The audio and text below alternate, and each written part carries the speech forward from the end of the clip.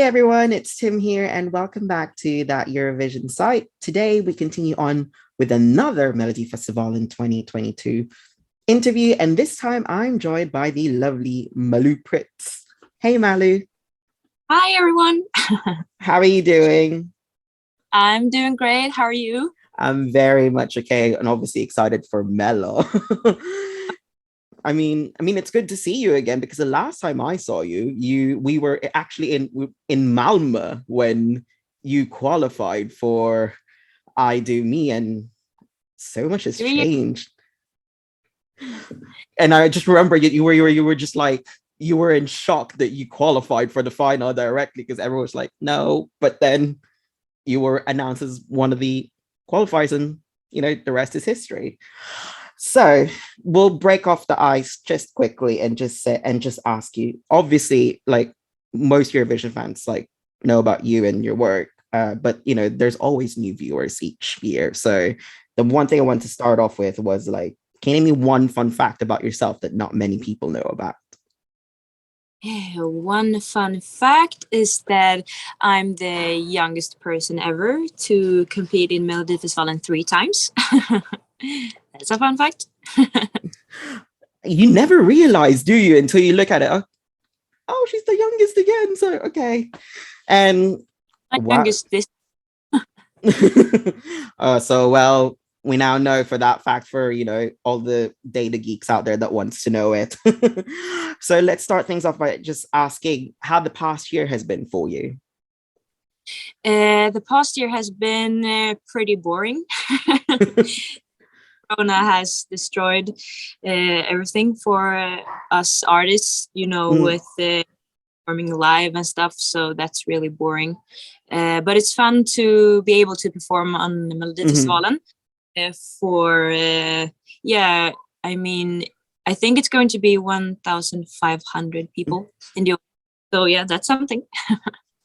Wow, and those lucky people getting to be in the arena this Saturday, I'm kind of jealous of them. Okay, then. So let's talk mellow.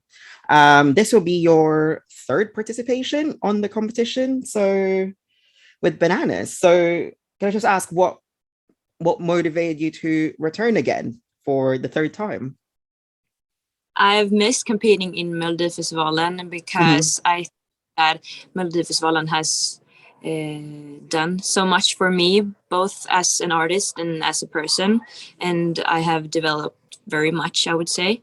mhm, And also that I want to promote a song that I think stands out, and it's a bit different to the song that I mhm. released with before. So yeah, hopefully it will be a positive surprise. Okay, so you are gonna be competing with the song Bananas. So is there anything you can tell us about the song itself? Yeah, the song is not about an actual banana. That would be fun. It's about going bananas and not take yourself too seriously, I would Mhm, say. And I would see the song as a learning to me to mhm, like um, to just do whatever you want to do and not think too much. mhm. Well, we can't wait to hear it because it seems like a very good anthemic song. Okay, so looking at the songwriting itself, there's some good songwriters in the song itself, and just looking at the names itself. And so you got Jimmy Yokothonta who and Linny and Joyda who participated in Eurovision, and of course our favorite Ace Wilder. So what was it like working with them on the song? I didn't work with them like in person when they wrote the song. I got the song came to me first when I was in the studio. Mhm, Uh, Usually you get the song sent on the mail, but this time I heard the song first in the studio. And back then I got a little bit scared at first because yeah, it's a bit different mhm, to the song before. But now I really love it, and mhm. yeah, hopefully the audience will think it's great too. Yeah, because I noticed that like I mentioned Ace just earlier just now, like I think from correct me if I'm wrong, like she's been involved in every time that you've been participating in Mello. So has she been like a mentor to you? What's her role like? Because this time she's a songwriter, and for the other two, I think she styled I Do Me, and she helped out as well with Ballerina. So what's the relationship like with her? Yeah, in 2019 and 2020, she was my stylist, and she also was a great support because she herself has been competing in Melodifestivalen 3 times, so she has got a lot of experience. But this year, she is only a songwriter, Mhm, and I haven't met her actually. mhm. Been here yet, but she is always supportive, and I think that this song represents her so much, and I Yes. think this song describes her as a person. Wow. So I'm pretty sure there's some ace flavor in there somewhere, and we can't wait to hear it. Okay, so moving on, because since you've debuted in 2019 with IDME, you've released quite a few music already. So my question to you in this case is, how does Bananas compare to the music that you've released so far? Yeah, it's quite different. Hmm. uh, it's yeah, I would say it's a crazy song. It's a lot of stuff going on. And I think that this song is not a song that you expect that I'm going to compete with in Melodifestivalen, but hopefully it will be a positive surprise. Ooh, and we can't wait. Speaking of can't wait to watch it on Saturday, you have the honor of opening the whole thing. Yeah. So, what was your reaction when you found that out that, okay, I'm actually opening the whole show now? Yeah, it's a big honor. And I think that my song that I'm competing with is like a opening song. And Hmm. it's like a great statement, I think, to just let the show begin. Hmm. So, with that, how's the nerves going for you? Because it's your third time. So, Yeah. do you still get nervous competing? Yeah, of course I do, and I think everybody gets nervous. I think it's another version of nervous, I would say, Hmm. because first time I was nervous because I haven't competed in Melodifestivalen before, and I wasn't sure what to expect and what to do, etc. But now I feel like I have more pressure on me than I had back in 2019 and 2020. So we'll see how it goes. Hmm.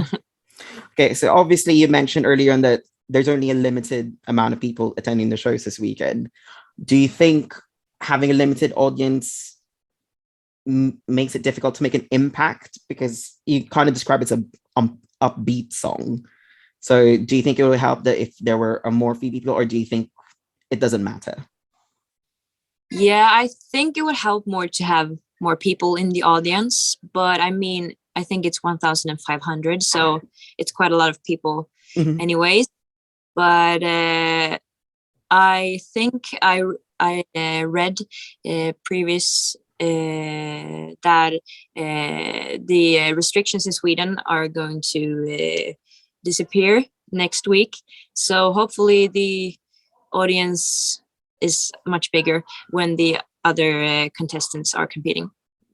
Well, fingers crossed that you get a chance to see that bigger audience as well.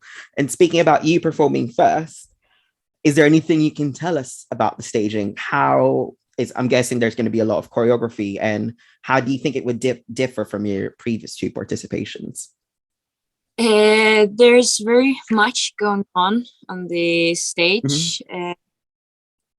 I have there are many things on the stage, and I also have dancers, and actually have a person who plays the drums. Ooh, that's very different from the other two. So can't wait to watch that. Okay, then, so just a couple of questions before I finish off. Okay, so obviously, like I said early on, you know, there's still fans that watch Mello each year, but you always get new people watching it. If they listen to Bananas this weekend and obviously they watch it and they want to know more about your music, which song would you say that they should listen to after listening to Bananas?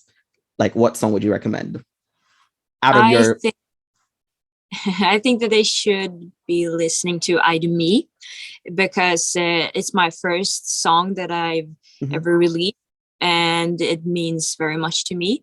And then I also like the song called TikTok, uh, which I released back in 2020. And many people haven't heard that song. Mhm. So hopefully people will think it's great. Well, of course, it's a bop. Like ever since you participated in Mellow, I think I've put things on. I've put your EP. I think your debut EP that you released in 2019. I've put that on repeat so many times. Okay, then speaking about music, obviously you're doing Mellow right now. Have you got any other plans after the competition, or Yeah, of course, the new music is coming, and hopefully, I will be going on a tour this summer. And yeah, we'll have to see what the future brings.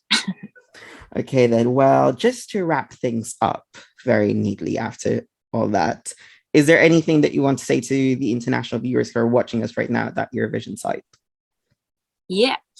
Hi, everybody. Malou Prytz here. I'm competing in Melodifestivalen this Saturday, and hopefully, you'll be watching and you're going to like my song and my performance. Bye bye. And well, thank you very much for your time, Malou. Tack så Thank you. mycket och lycka till i Melodifestivalen. Tack så mycket. Tack så mycket.